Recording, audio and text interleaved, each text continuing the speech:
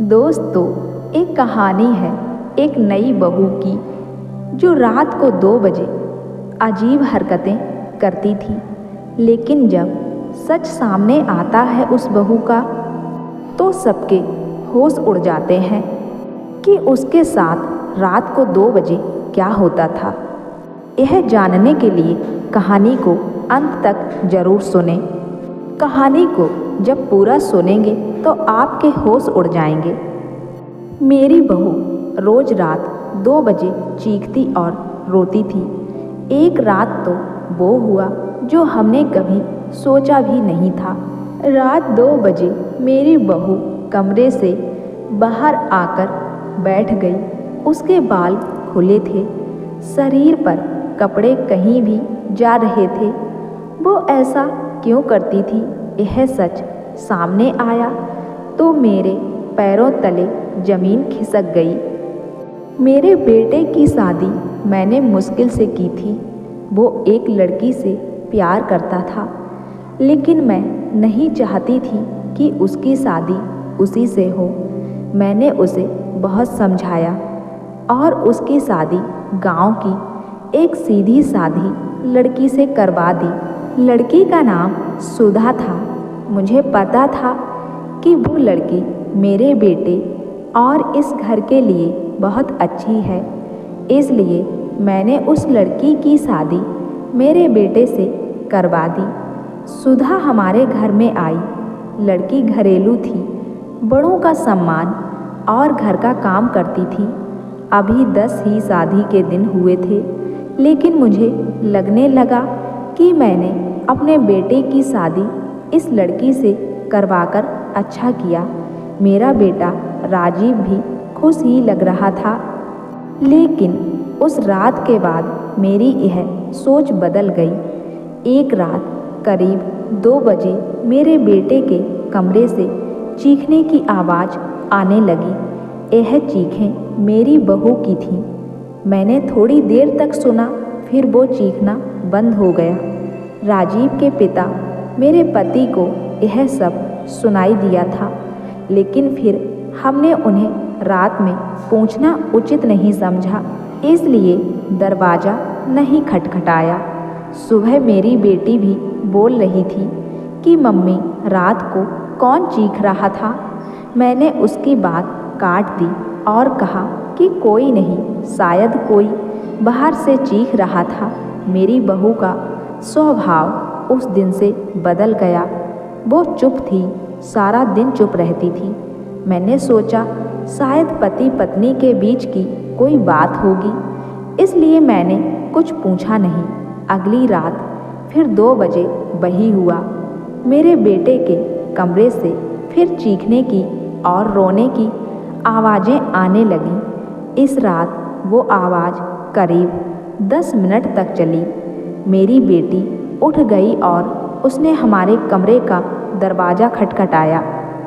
मैंने दरवाज़ा खोला तो देखा वो बहुत डरी हुई थी। वो बोली, मम्मी, यह क्या है? भाभी रोज रात को रोती और चीखती क्यों है? क्या होता है? कमरे के अंदर चलो, अभी दरवाज़ा खुलवाते हैं। मैं दरवाजे के पास जाने लगी तो मेरे पति ने मुझे रोक लिया और कहा कि रुको, अभी बात मत करो, कल सुबह दोनों से बात करते हैं। उस रात को मेरा सोना मुश्किल हो गया था। सुबह मेरी बहू जल्दी से उठकर घर के काम में लग गई। मैं सुबह अपने बेटे के कमरे में गई और उससे पूछा, क्या बात है? रात को बहू रोती क्यों है? उसका चेहरा पूरा उतरा हुआ था। वह बोला, कुछ भी नहीं। उसकी बातों से और आँखों से साफ दिखाई दे रहा था कि वो कुछ छिपा रहा है। उन्होंने भी उससे पूछा, लेकिन वो कुछ नहीं बोलकर घर से बाहर चला गया। मैंने मेरी बहू से पूछा, वो कुछ काम कर रही थी। उसको देखकर ही ऐसा लग रहा था कि जैसे रात में ठीक से सोई नहीं है।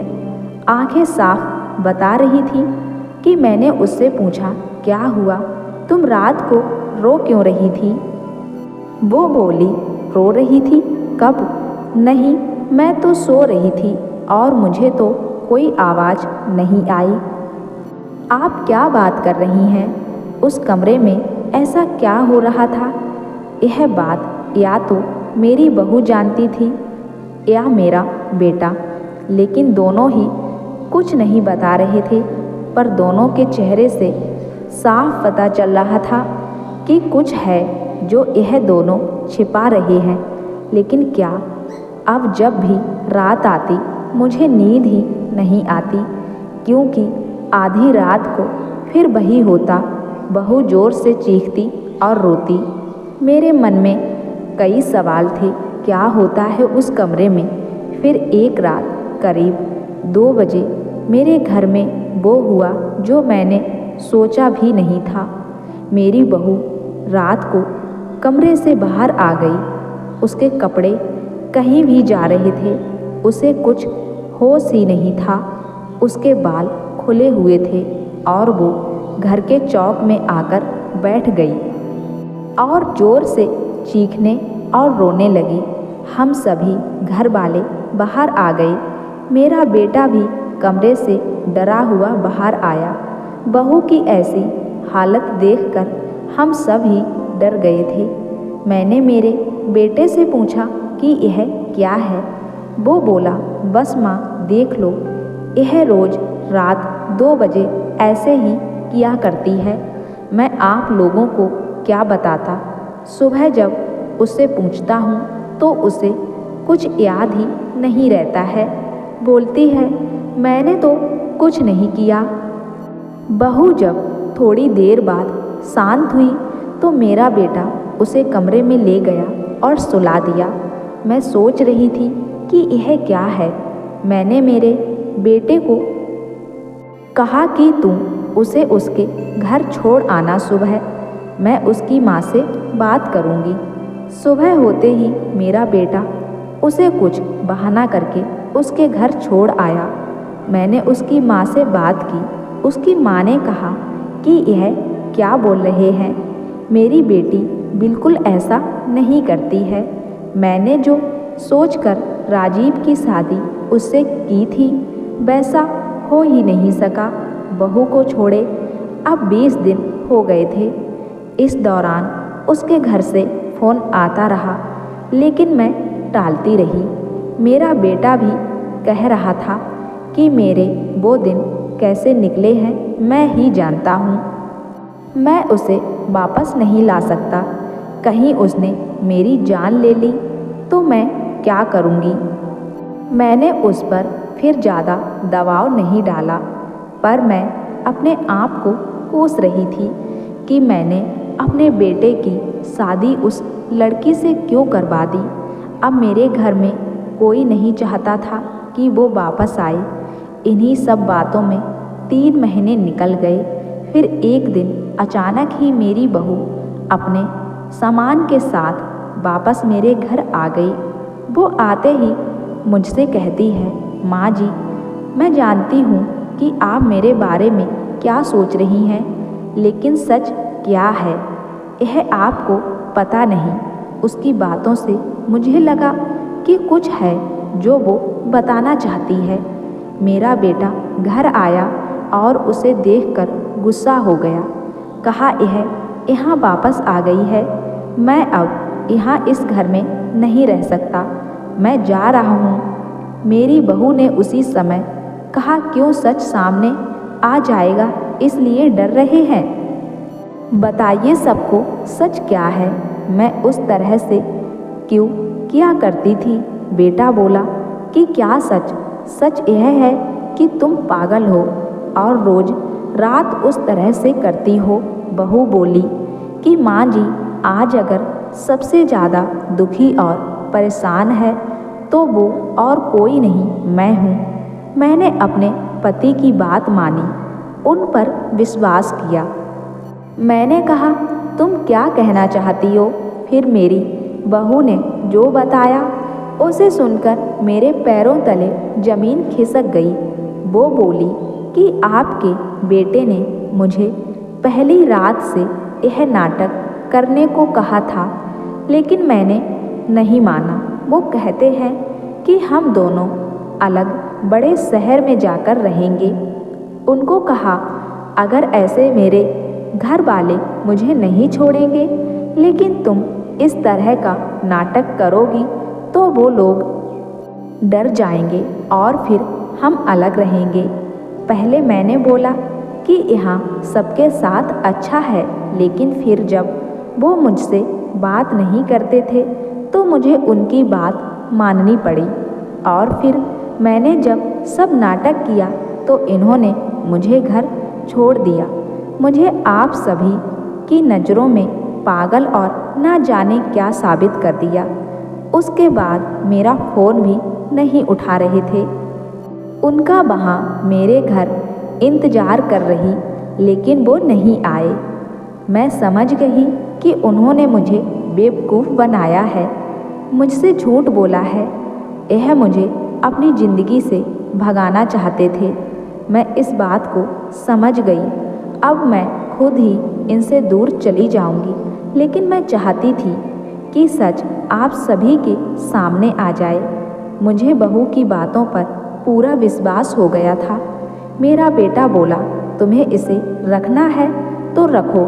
मेरी शादी तुमने उससे नहीं होने दी जिसे मैं चाहता था, और इस गांव की लड़की से करवा दी। मैं चाहता था कि यह भी यहाँ से चली जाए। तुम परेशान हो और सोचो कि यह मैंने क्या किया। अब भी मैं इसे अपनी पत्नी नहीं मानता। मैंने मेरे बेटे को कहा कि बेटा, तुझे इस घर में रहना है या नहीं, इसका फैसला तू कर ले। मेरी बहू इस घर में ही रहेगी, और जो इसे इसका हक और इज्जत नहीं देगा वह इस घर में नहीं रह सकता। तू इस तरह की साजिश कर सकता है, वो भी सिर्फ अपनी माँ से बदला लेने के लिए। एक भोली लड़की को कुछ भी करने को कह सकता है, पर मेरा बेटा, जरा तू सोच, तूने इसे जो करने को कहा इसने किया। अपने बारे में और किसी के बारे में कुछ नहीं सोचा, सिर्फ तेरा सोचा। सोच, ऐसी पत्नी कहाँ मिलेगी। तू बहुत बड़ा अभागा है जो इस लड़की को छोड़ेगा। मैं बहुत खुश थी। मैंने अपने बेटे के लिए हीरा चुना था, लेकिन शायद मेरा ही बेटा उसके लायक नहीं था। मैंने मेरी बहू को प्यार से गले लगाया। मेरा बेटा भी कहीं नहीं गया। थोड़े समय तक ज़रूर नाराज़ रहा, लेकिन मुझे पता था उस लड़की से कोई प्यार किए बिना कैसे रह सकता था। आखिर धीरे धीरे सब ठीक होने लगा और मेरे बेटे बहू आराम से जीवन व्यतीत करने लगे। तो दोस्तों, इसलिए कहते हैं कि बिना सोचे समझे कोई भी फैसला नहीं करना चाहिए, और बिना ही इंसान को जाने परखे उसके बारे में भला बुरा नहीं सोचना चाहिए।